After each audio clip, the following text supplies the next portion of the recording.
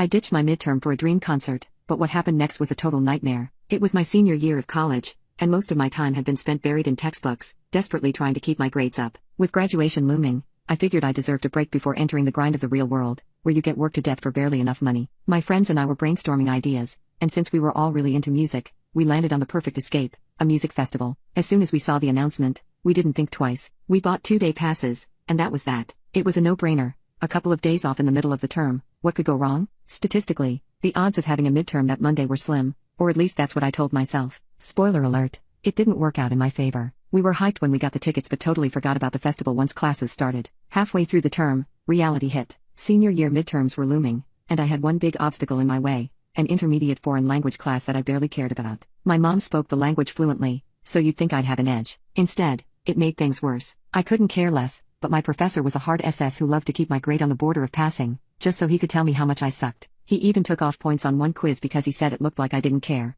I was ready to blow off some steam at the festival, but the midterm was hanging over me like a dark cloud. The day we were supposed to fly out, I tried to be responsible by taking pictures of my notes to study on the plane, thinking that was a solid plan. The festival started, and as soon as we arrived, all thoughts of midterms were wiped from my mind. The first day was amazing. We floated through sets, rode the Ferris wheel, and honestly, it was the best I'd felt in years. Day 2, even better. The only downside was the looming flight I had that night. My flight was scheduled for midnight, right after the guest headliner. In retrospect, I should have planned better, but I wanted to squeeze every last second out of the festival. My plan? See the headliner, Uber to the airport, sleep on the plane, then take my midterm like nothing happened. Easy, right? Here's where emotions completely took over logic. There was a lot of buzz about who the guest headliner was going to be, and by the second day, it was almost confirmed. This was an artist my friends and I had been listening to for years. If it really was him, it would be a once-in-a-lifetime experience. No way was I going to miss it. My Spanish midterm could wait. The day was filled with amazing sets, and everything felt perfect, until the headliner was supposed to go on. The opener was late, which should have been my first red flag. The energy in the crowd started to dip,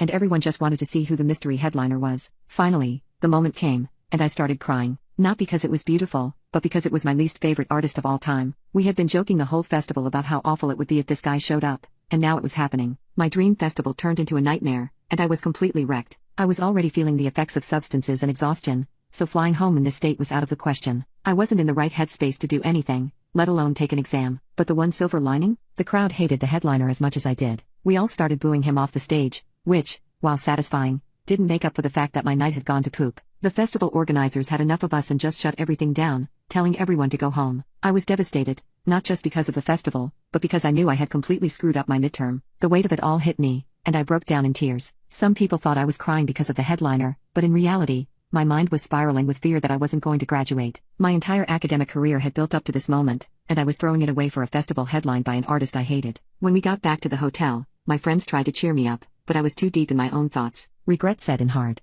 I tried calling my mom to see if I could switch my flight to the next day, but she wasn't having it. She basically told me, "You created this mess, now you need to figure it out." I tried sending my professor an email to explain, but I was so exhausted, I fell asleep halfway through writing it. The flight home was miserable. I spent the entire time crying, convinced I wasn't going to graduate. When I got back to campus, I finally faced my professor and explained that I missed my flight. He didn't care. He told me it was my responsibility to be back in time for the exam and that I was at serious risk of failing. Looking back, it was the perfect storm of bad decisions, and I paid for it. But at least I got to boo my least favorite artist off stage. That's something, right?